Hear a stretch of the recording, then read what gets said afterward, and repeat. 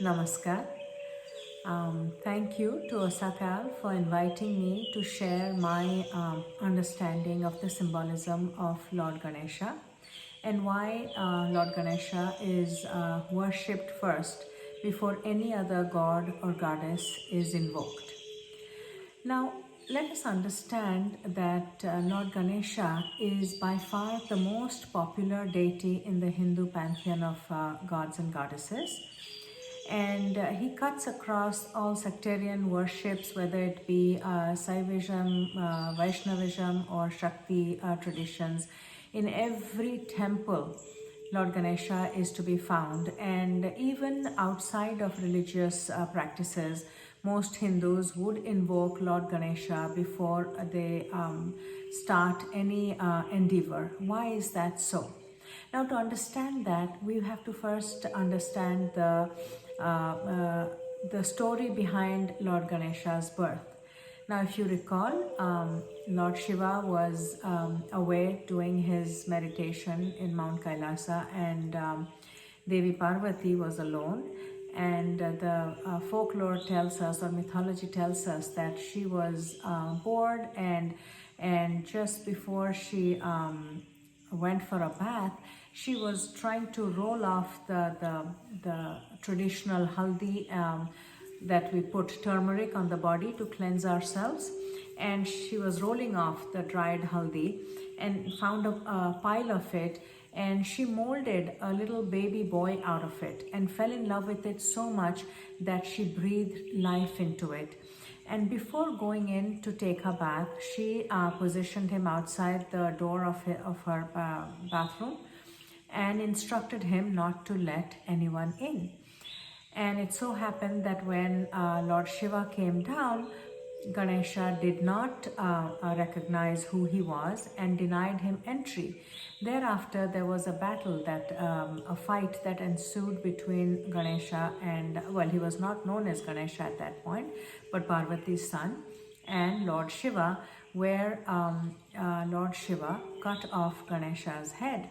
At which point Devi Parvati comes out and sees this, and she was distraught, and she insisted that he be brought back to life.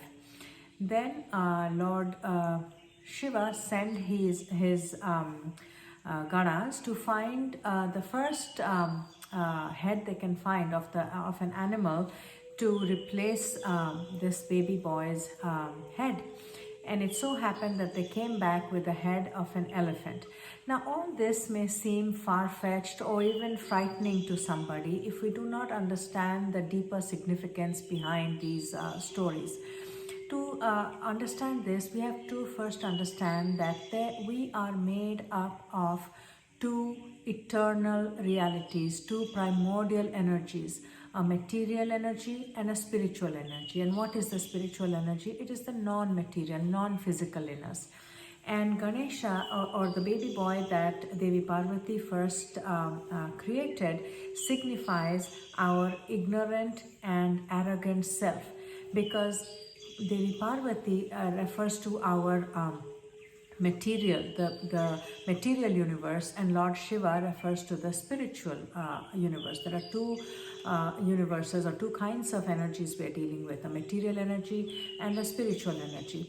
And when the significance of rolling off the dirt of our body signifies our ignorance and our arrogance, which in other words translates to ego. And our ego does not recognize the pure consciousness or pure infinite supreme energy that is represented by Lord Shiva. Now, when the beheading of this little boy and the replacement with the head of an elephant has to be seen in the deeper context of an act of transition from an ignorant, arrogant self of the ego to a more wise being. And only when his head was replaced by that of the elephant head was he known as or worshipped as Ganesha or Ganapati. Now we will understand more about that. So to this transition, the replacement of the head signifies a transition from the ignorant and arrogant part of us to the wise, to on the process to becoming wise. And so it is a symbolism for transition. And it is like and he's the doorkeeper between the two universes. The material universe signifies by Devi, and the spiritual universe represented by Shiva. So why do we invoke him before any endeavor? Because we want to transcend our lower self and invoke and step into our higher self, which is the head of the elephant, and it has several significance.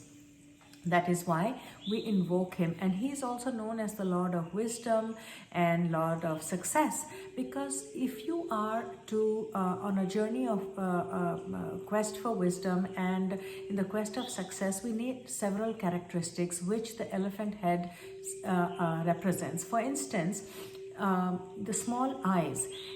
In any art class, you would be asked to squint. When you squint and look at something, you get a perspective, a very deep perspective.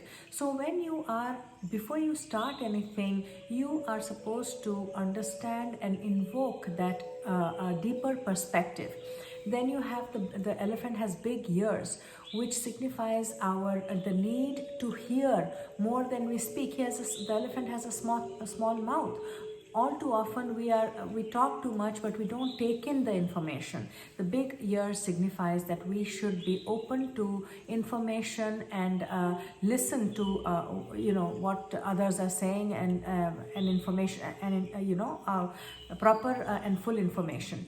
And the trunk is a symbolism for a very discriminative intellect, because the elephant trunk can pick up the smallest needle and the strongest and thickest and biggest of tree trunks. So that ability, that bandwidth to understand very subtle concept and even very gross and worldly concept. And that one tusk, he has one tusk, which means we are always living in a world of duality. And that one tusk reminds us to bring us back into the unity consciousness, where we understand that everyone and everything is connected and part of that universe. So Ganesha means that it's a combination of two words, Gana and Isha. Now Ganas, if you realize, are the associates of people that live with Shiva, and they are known to be distorted, demented beings, basically social rejected by society. Now, what part of us? We are Ganas before we become Ganesha. Isha is the god, or victory over Ganas. The Ganas are our negative, lower, limited thoughts and behaviors and feelings. And to get control over it, victory over it, to go from Gana to Ganesha, we need the wisdom of that elephant head that is represented by the elephant head.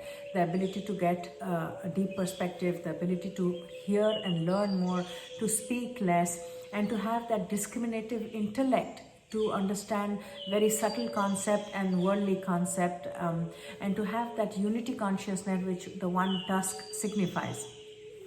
Then of course we have that big bellied Ganesha, which signifies the manifest world, the created world of material objects and sensory objects, and to again be like a doorkeeper between the material world and the spiritual world.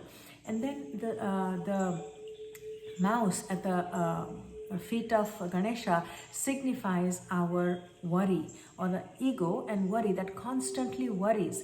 And worry is such a thing like a mouse. It starts out small but nibbles away at our peace of mind. And to have that, to invoke that wisdom, to keep it at bay. So these are very deeply significant things that when we just pray to Ganesha, we should try to understand why we are doing this. Why? First of all deities, we invoke him because you need to tap into your higher self, your wisdom self, not your material self, to get success and to get wisdom. So that is why he's invoked before any other gods. And when we talk about Ganesha, we remind ourselves that we are starting on a journey from the Ganas to the Ganesha, that is victory over the Ganas, over our socially unacceptable, limited, negative tendencies, through the powers of wisdom and through the grace of God, through the grace of Lord Shiva. So if you before you pray to Lord Ganesha, take a moment to understand that why we are invoking that, because we are telling ourselves, we are reminding ourselves that we are starting on the journey from the limited to the unlimited, from the negative to the positive, and from the lower self to the higher self. And then we are also invoking our spiritual, non-material. What is spiritual? That is non-physical, non-material energy, and to help us get success over any endeavor, and to invoke wisdom in us. So this Ganesh Chaturthi, please let us all pray together to Lord Ganesha to bless us with wisdom and success in all our endeavors, and to help us in our learning. He is also considered to be the Lord of new beginnings, of wisdom, of learning, of success. So thank you for doing this puja in the community, and invoking the blessings for all of us, everybody in this world. And let us finish with an invocation to Lord Ganesha. Om Gam Ganapataye Namaha. Thank you.